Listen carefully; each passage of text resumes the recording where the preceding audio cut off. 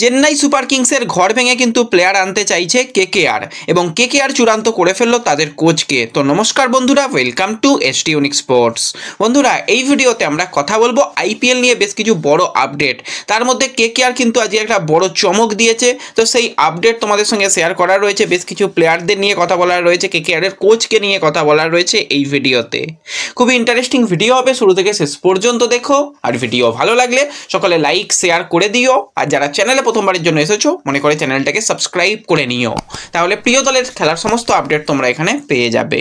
তো চলো আর দেরি না করে ভিডিও শুরু করা যাক। তো কেকেআর তো কিছুদিন আগেই আমরা দেখে নিয়েছিলাম অভিষেক নায়ারকে হেড কোচ হিসাবে চূড়ান্ত করেছিল। এবার বাদবাকি কোচিং স্টাফ কিন্তু অবশ্যই প্রয়োজন রয়েছে, তার মধ্যে অবশ্যই যেটা সবার আগে প্রয়োজন ছিল একজন অ্যাসিস্ট্যান্ট কোচ, কারণ অ্যাসিস্ট্যান্ট কোচের জায়গাটা ফাঁকা রয়েছে। অ্যাসিস্ট্যান্ট কোচ থেকে হেড কোচ এখন অভিষেক নায়ার হয়ে গেছে, তো সেই জায়গাতেই কিন্তু অ্যাসিস্ট্যান্ট কোচ আজকে চূড়ান্ত হয়ে গেল কেকেআরের জন্য।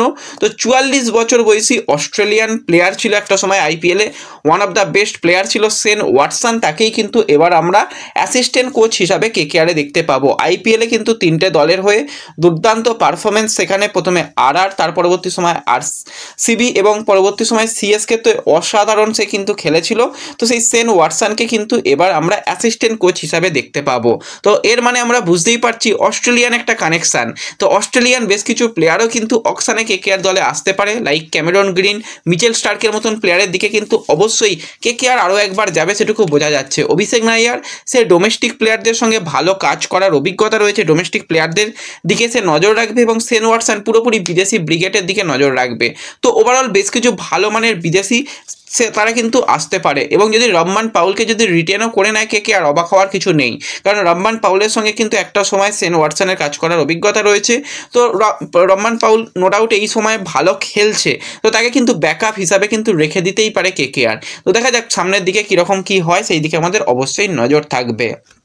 এবং কেকেআর তাদের বোলিং কোচকেও নিতে হবে, কারণ তোমরা জানো ভরত অরুণ সে দল ছেড়েছে, এছাড়া আরও একজনের স্পিন বোলিং কোচ সেও দল ছেড়েছে। তো সেই জায়গায় বোলিং কোচ হিসাবে প্রাক্তন নাইট প্লেয়ার টিম সাউদির দিকে নজর রয়েছে, কথাবার্তা অ্যাডভান্স লেভেলে এই মুহূর্তে যাচ্ছে। অনেক কোচের নাম একটা সময় এসেছিল, অনেক বড় বড় কোচের নাম, কিন্তু এই মুহূর্তে সবথেকে এগিয়ে রয়েছে টিম সাউদি। তাকেই সব কিছু যদি ঠিকঠাক থাকে তাহলে কেকেআরে কিন্তু ফার্স্ট বোলিং কোচ হিসাবে আমরা দেখতে পাবো। এবং নিউজিল্যান্ডেরও যদি কিছু ফাস্ট বোলারকে কেকেআর টার্গেট করে অকশনের জন্য, তাহলে অবাক হওয়ার মতন কিছু নেই। তো সেই জায়গাতেই কিন্তু এই মুহূর্তে একজন প্লেয়ারকে কেকেআর টার্গেট করেছে, অস্ট্রেলিয়ান প্লেয়ার, তার দিকে কিন্তু কেকেআরের নজর রয়েছে। তো সেই প্লেয়ার হচ্ছে 30 বছর বয়সী Australian fast bowler Nathan Ellis, যে কিন্তু আইপিএলে দুটো মাত্র দলের হয়ে খেলেছে। বর্তমানে কিন্তু সে খেলছে সিএসকে দলের হয়ে, সিএসকেতে মাত্র একটা ম্যাচই খেলেছিল, সেরকম কিছু করতে পারেনি। এর আগে 2020, 2021 এবং 2022 সিজনে তার ভালো পারফরমেন্স আমরা পাঞ্জাবে দেখেছি। তো সেখানে পাঞ্জাব কিংসের জার্সি গায়ে কিন্তু মোটামুটি ঠিকঠাক সে করেছিল, কিন্তু সিএসকে জার্সি গায়ে এখনও পর্যন্ত তাকে আমরা জ্বলে উঠতে দেখিনি। তো পাঞ্জাবের হয়ে কিন্তু তার টোটাল যদি আমরা তাকাই, তো টোটাল সে মোটামুটি ম্যাচ খেলেছে 15টা মতন, এবং সেখানে কিন্তু তার 17টা উইকেট নেওয়ার অভিজ্ঞতা রয়েছে। তো এই প্লেয়ার রিসেন্ট টাইমে কিন্তু অস্ট্রেলিয়ার হয়ে যথেষ্ট ভালো টি20তে করছে, তো তার দিকে নজর রয়েছে। শুধুমাত্র যে কেকেআর টার্গেট করছে সেরকমটা নয়, আরও দুটো দল কিন্তু চাইছে এই নাথান এলিসকে। এবার পুরোপুরি ব্যাপারটা রয়েছে চেন্নাইয়ের উপর, চেন্নাই কি নাথান এলিসকে ছেড়ে দেবে?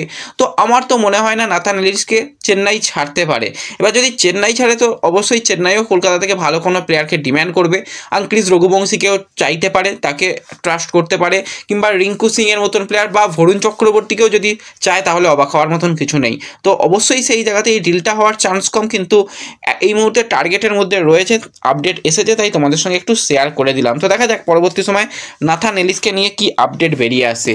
এবং একটা কিন্তু বড় আপডেট এটাও বেরিয়ে আসছে খেলনাওয়ের তরফ থেকে, যে কলকাতা নাইট রাইডার থেকে কিন্তু প্লেয়ার চাইছে মুম্বাই ইন্ডিয়ান্স। মায়াঙ্ক মার্কান্ডে যে কেকেআরে কিন্তু ব্যাকআপ বোলার হিসাবে জয়েন করেছিল, সে সুযোগ পায়নি, তাকেই কিন্তু এবার চাইছে Mumbai Indians all cash delay.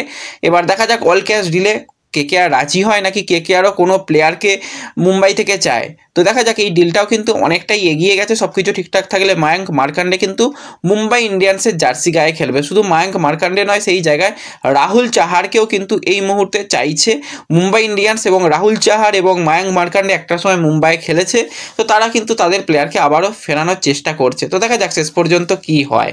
এবং এই মুহূর্তে সবথেকে বড় আরও একটা আপডেট তোমাদের সঙ্গে শেয়ার করে দিই। কিছুদিন আগেই তোমাদের জানিয়েছিলাম নীতিশ নীতিশ রানা হঠাৎ একটা কিন্তু পার্পেল টি শার্ট পরে একটা পার্পেল ইমোজি দিয়ে ফটো শেয়ার করেছে, তাহলে কি সে কলকাতায় আসছে?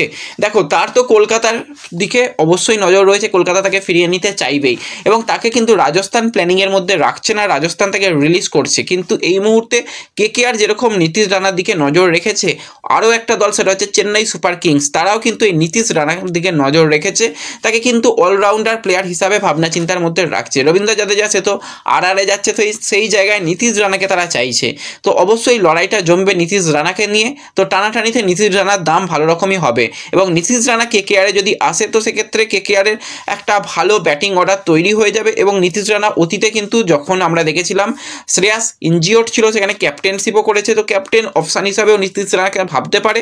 তো দেখা যাক শেষ পর্যন্ত কি হয় না হয়, এই প্লেয়ারকে নিয়ে রীতিমতন টানাটানি হবে সেটুকু বুঝতে পারছি।